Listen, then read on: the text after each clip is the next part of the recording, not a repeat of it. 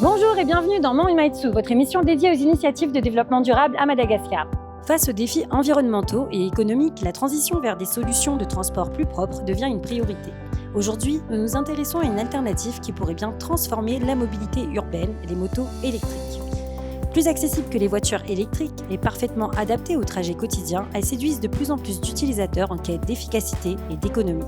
Avec des prix allant de 6 à 31 millions d'ariars, ces deux roues offrent une alternative fiable, leur entretien simplifié et leur faible consommation d'énergie en font une option particulièrement attrayante. De plus, des initiatives locales comme l'installation de bornes solaires dans certaines zones pilotes commencent à structurer un écosystème favorable à leur adoption. Cependant, des défis persistent. Le coût initial reste un frein pour de nombreux ménages et les infrastructures de recharge sont encore concentrées à Antananarive. Heureusement, des entreprises comme Vemoto Madagascar s'impliquent activement pour démocratiser ces technologies et proposer des modèles adaptés aux réalités locales. La moto électrique a-t-elle le potentiel de révolutionner la mobilité à Madagascar ? Découvrons-le ensemble. Pour aller plus loin dans cette analyse, aujourd'hui, nous rencontrons le représentant de Vemoto Madagascar, Ryan Vasram. Ryan, bonjour. Bonjour. Ryan, est-ce que tu pourrais nous parler du marché de l'automobile, des véhicules électriques à Madagascar et quel est son avenir ? Alors à Madagascar, je vais étayer un petit peu. Effectivement, le gouvernement nous aide sur une exonération de la TVA à l'importation de véhicules électriques et hybrides. Il faut savoir qu'au niveau de la douane, il y a une exonération aussi de 20%. Donc, au final, nous, sur des privés ou des concessionnaires qui allons importer des véhicules électriques ou hybrides à Madagascar, ça fait une économie de quasiment 40%, voire un petit peu plus, sur l'importation d'un véhicule électrique. Facialement, un véhicule électrique, c'est généralement plus cher à l'achat, au niveau international, au niveau des fournisseurs, donc c'est vrai qu'on ne retombe pas systématiquement sur nos pattes au niveau des prix de vente.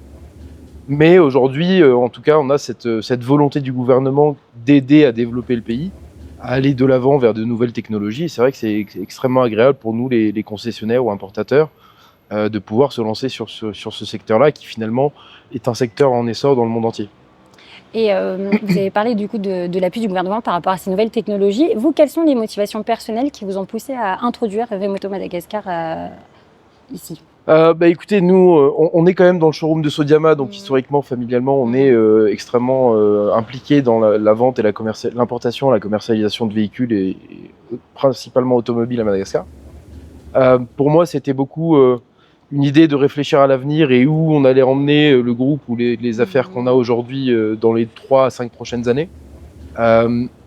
J'ai vu beaucoup de mes concurrents ou des autres importateurs se lancer très rapidement dans les 4 roues, enfin dans les voitures électriques. Malheureusement, à Madagascar, c'est un sujet, il faut l'aborder aussi. On a des problèmes d'infrastructure et de fourniture d'énergie. Donc aujourd'hui, quand on prend une voiture électrique, ça va prendre en moyenne 12 heures pour recharger le véhicule. Sur une moto électrique, on est à 3 heures, 3h30. Okay. Donc pour moi, ça faisait un petit peu plus de sens. Je suis rentré au pays il y a quasiment 3 ans et demi maintenant, et il suffit de regarder un petit peu le marché pour se rendre compte que le marché du deux roues est quand même énorme à Madagascar. Il y a un parc deux roues qui est très très gros, mais il est difficile à identifier. On n'a pas les chiffres exacts sur la taille de ce marché-là ou sur la taille ou sur le volume de vente annuel. On est en train justement de petit à petit avec le groupement des concessionnaires de se mettre d'accord pour justement partager un petit peu les chiffres, avoir plus de visibilité là-dessus. Mais pour moi, oui, ça faisait beaucoup plus de sens d'importer du deux roues, dû d'une certaine façon à l'infrastructure et l'accès à l'énergie qui est plus compliqué. Je me suis dit, voilà, sur une moto électrique, si on doit recharger un véhicule en 3 heures, on arrive bien à recharger son ordi portable. Oui. Donc ça fait un petit peu plus de sens.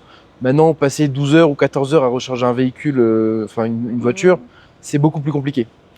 Et donc, vous avez parlé de la recharge en 3 heures, donc ça fait partie des questions certainement que les consommateurs se posent en général. L'autonomie l'autonomie, combien de temps ça prend pour charger ? Quels sont les principaux préjugés auxquels vous faites face par rapport à vos consommateurs et auxquels vous répondez régulièrement ? Alors effectivement, l'autonomie, c'est un gros sujet parce qu'il y a ce temps de recharge de 3 heures. Aujourd'hui, il faut savoir qu'on a une 15-16 modèles disponibles chez Vemoto. Qui vont du tout petit scooter jusqu'à la cylindrée un petit peu plus grosse sur de la moto. En moyenne, une batterie va tenir une charge de 50 à 70 km. C'est des véhicules qui sont faits pour la mobilité urbaine. Et purement intra-ville.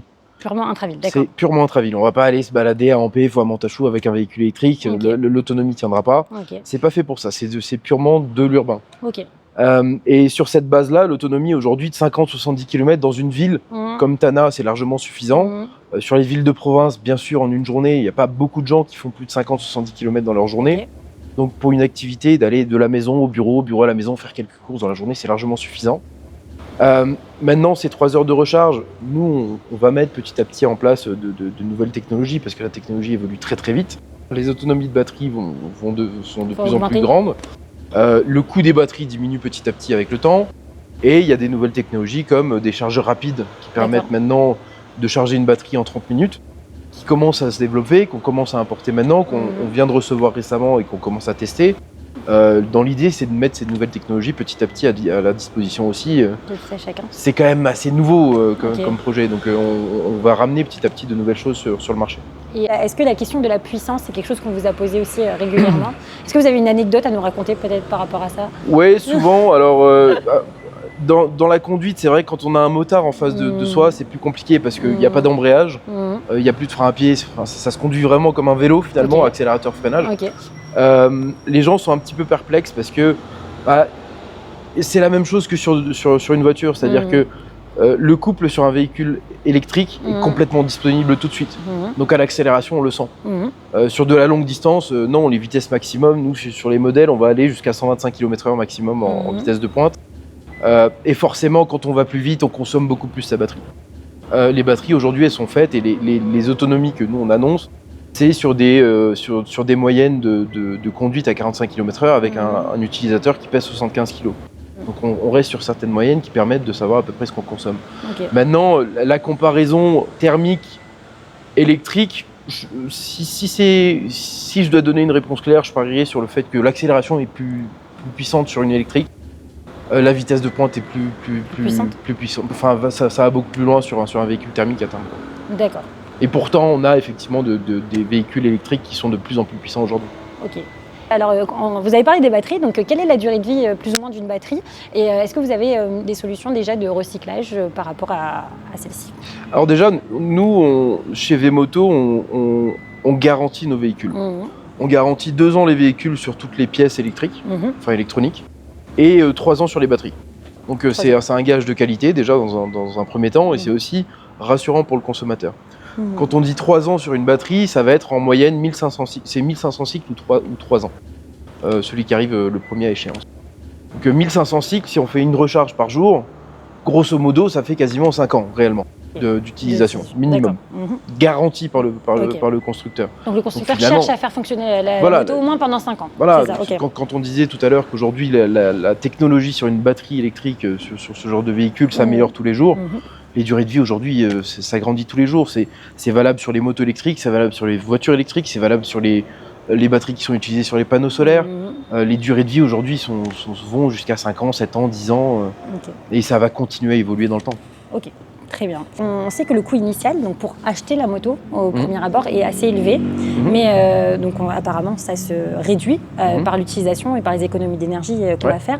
Qu'est-ce que vous avez mis en place? Est-ce que vous avez quelque chose de mis en place à Vemoto pour pouvoir rendre justement accessible l'achat, ou du moins ce premier pas vers l'électrique? Alors nous, en tant que Vemoto, on offre jusqu'à 6 mois de crédit en fonction de la personne ou de ses clients. On est aussi en partenariat avec une banque de microfinance qui nous permet d'aller beaucoup plus loin sur ce genre de projet. On est en train de finaliser ce partenariat qui permettra justement au consommateur d'aller acheter son véhicule sur 12 mois, 18 mois, 24 mois, ce qui rendra le véhicule beaucoup plus accessible. D'accord. Vous en avez, vous, des motos électriques? Personnellement? Ah oui, bien sûr. Obligé, bien 1, 2, 3, 4.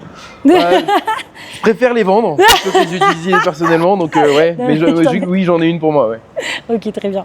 Est-ce que du coup, quelles sont les caractéristiques des modèles Vemoto à Madagascar?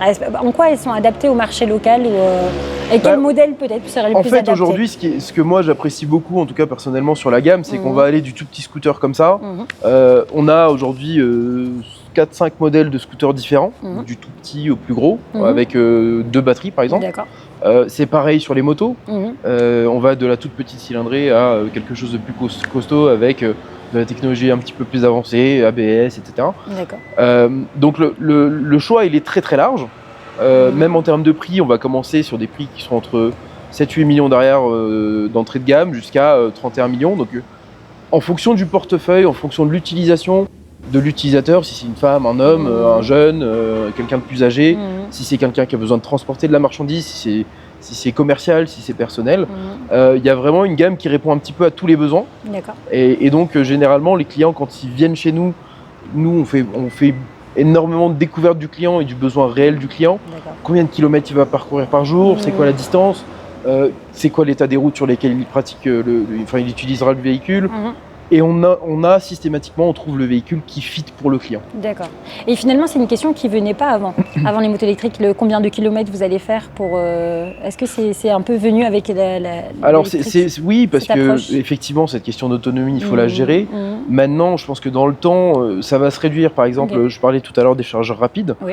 Mais aujourd'hui, chez Veomoto, on va d'ailleurs en début de cette année, c'est prévu pour le premier trimestre, lancer un système de location longue durée pour les entreprises, avec un système de bornes de swap.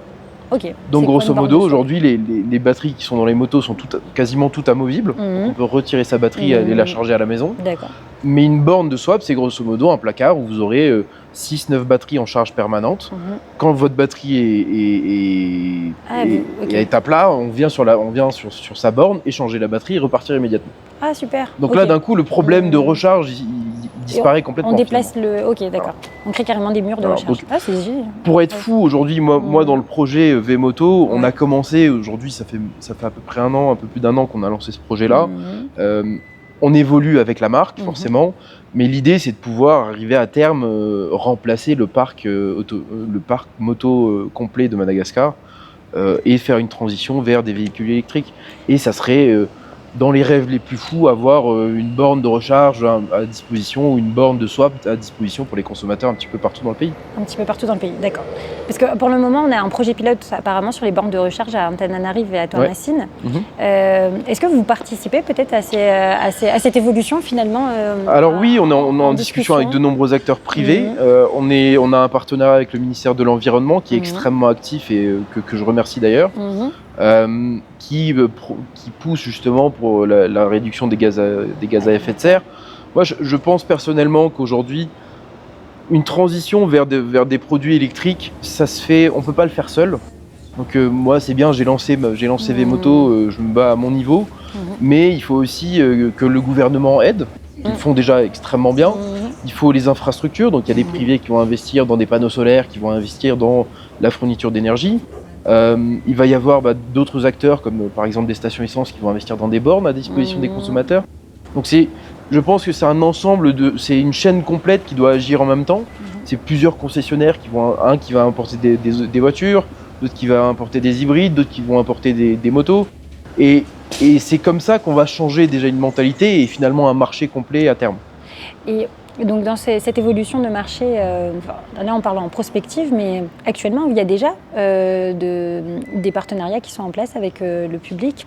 Veomoto appuie aussi le marché public et participe à cette coup de boost. Est-ce que vous pouvez en parler un peu plus? Alors aujourd'hui, je vais aller un petit peu plus en détail sur par exemple le partenariat qu'on a avec le ministère de l'énergie, de l'environnement, pardon. Aujourd'hui, le MED nous a demandé une mise à disposition de véhicules parce qu'ils font petit à petit envoyer des équipes dans les villes pour sensibiliser les utilisateurs face à la nocivité des gaz à effet de serre. Donc c'est aujourd'hui contrôlé sur des points précis spécifiques de la ville, quels sont les points de pollution qu'on peut avoir. Aujourd'hui dans Tana, tout le monde le sait, c'est extrêmement pollué. Et c'est sensibiliser dans un premier temps les utilisateurs à réduire les gaz à effet de serre, à utiliser des véhicules plus récents, à mieux entretenir leurs véhicules, à passer sur de nouvelles technologies. Alors dans un premier temps, en tout cas dans les discussions qu'on a avec le MED, ça serait d'abord des missions pour sensibiliser la population, mais à terme forcément il va falloir commencer à réprimer finalement les mauvais utilisateurs ou récalcitrants qui continuent à polluer. Et est-ce qu'au-delà du côté environnemental, il y a quelque chose dont on ne parle pas souvent, c'est la pollution sonore, qui est un souci qui est résolu du coup finalement par la moto électrique. Est-ce que c'est un argument de vente? Est-ce que c'est quelque chose qu'il y a un besoin, Alors ça, une question. c'est assez drôle. C'est plus un a priori des consommateurs. Ok, qu'il n'y ait pas de bruit. Ouais, qu'il n'y ait pas de bruit parce que bon, forcément, on a beaucoup de piétons à Tana, dans les grandes villes. On n'entend pas le véhicule, donc les gens font pas attention. Moi, je le comparais aujourd'hui, quand on va dans un pays asiatique, les deux roues sont tous en électrique aujourd'hui. À terre, moi, je le vois pareil en Afrique et à Madagascar. Personnellement, moi, j'ai jamais été vraiment un utilisateur de moto thermique, par exemple. Pour autant, j'adore conduire un véhicule électrique. Je ne m'en rends pas forcément compte du bruit. Okay. C'est pas dérangeant. Un klaxon, ça s'utilise, c'est fait pour ça sur un véhicule. Et de toute façon, aujourd'hui, quand bien même on utilise un véhicule thermique, le pot d'échappement est à l'arrière et le bruit il va en arrière, il va pas en avant. Je veux dire, on signale pas avec le bruit de son moteur un passant qui est devant soi. Donc le klaxon fonctionne très bien, aussi, finalement. Ok. Mais en fait, finalement, dans l'expérience utilisateur de l'habitude du thermique, le bruit est quelque chose qui moi, j'assimile beaucoup plus le bruit à de la passion. À de la passion, d'accord. Voilà, c'est aujourd'hui, quand on va rouler dans une Porsche ou dans une Ferrari, c'est parce qu'on aime le bruit du véhicule, on aime la sonorité d'un V8 ou d'un V12. C'est pareil sur la moto, c'est exactement la même chose. On a une grosse cylindrée parce qu'on aime, on apprécie prendre la route, etc. Mais il y a même des technologies où ils mettent des faux bruits, non? Oui, ça mettent des faux bruits pour la... Ça existe tout à fait. Ouais. Pour le kiff. Oui. Voilà. Ok, très bien. Alors, quels sont les bénéfices des motos électriques dans tout ce qui est réduction finalement d'émissions de CO2 pour vous? On émet 0 g de CO2 à l'utilisation. Ok. Alors oui, on peut aller dans les discussions de combien ça va polluer de produire la batterie, etc. Nous aujourd'hui, à nouveau, sur par exemple le recyclage des batteries, c'est une question que vous avez posée tout à l'heure. Le recyclage aujourd'hui, il va se mettre en place petit à petit. C'est chaque acteur aujourd'hui privé peut mettre en place ce genre de choses. C'est comme aujourd'hui, il y a des entreprises qui vont recycler le lubrifiant à Madagascar. Il y a des entreprises qui vont se spécialiser dans le recyclage de batteries. Ça se met en place petit à petit dans une chaîne. Donc il y a un océan finalement d'opportunités à créer. En fait, il y a un marché à prendre. C'est toute une filière en fait, en amont au niveau de la production d'énergie, jusqu'en aval où on va vendre un produit électrique à un consommateur et finalement un consommateur qui va utiliser électrique et vert finalement. Très bien. Donc, comme on disait, on est à Madagascar et il y a une volonté donc, du gouvernement, une volonté de Vemoto de développer cette mobilité durable. Mais ça s'inscrit donc dans une volonté aussi au niveau du continent, au niveau de l'Afrique. Pour vous, comment Madagascar pourrait se positionner dans les 5 prochaines années sur l'électrique et sur la mobilité durable en Afrique ? Alors ça, c'est une échelle un petit peu plus grande. Oui, c'est vrai que l'Afrique aujourd'hui se déplace de plus en plus vers de la mobilité verte. Il y a d'ailleurs plusieurs marques africaines de motos électriques qui se sont créées dans les dernières années et qui ont beaucoup de succès, notamment sur les livraisons, pour les flottes, pour les entreprises, etc. Je pense que Madagascar peut se lancer pas dans une compétition, mais peut avoir une belle position à ce niveau-là. Le gouvernement montre cette volonté-là de toute façon aujourd'hui. Oui, ça dépendra de comment ça se passe dans les 1 à 2 prochaines années, notamment sur comment on va se régler les problèmes d'approvisionnement en énergie. Mais en tout cas, moi, je suis quand même très optimiste par rapport au comportement du gouvernement aujourd'hui et de la volonté dont ils font preuve pour développer les choses à ce niveau-là. Et pour les bornes, enfin désolé, je reviens aux bornes parce que j'y pense. Pour les bornes, les murs de bornes là, les swaps, c'est ça. Est-ce que ce serait possible de les fournir en électricité solaire, d'utiliser le solaire ou pas forcément? Oui, après il faudra quand même une certaine étendue de panneaux solaires pour pouvoir fournir l'énergie. Donc oui, on peut pas mettre un petit panneau solaire de 1 mètre carré pour fournir ce type d'énergie parce que bon, il y a quand même 9 batteries qui sont en charge par borne.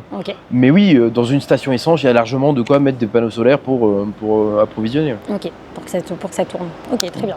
Bon, merci beaucoup Ryan. On a récolté quelques questions des utilisateurs, donc on vous laisse avec quelques extraits et on revient après pour les réponses.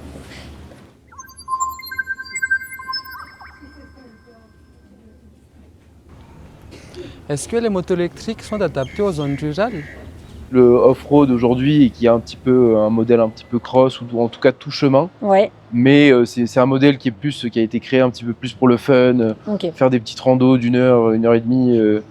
Pour faire le tour à un Bali au fond. Mais c'est pas vraiment ce qu'il y a de plus utile ou de plus pratique, quoi. Peut-on rechercher une moto électrique sans une borne dédiée?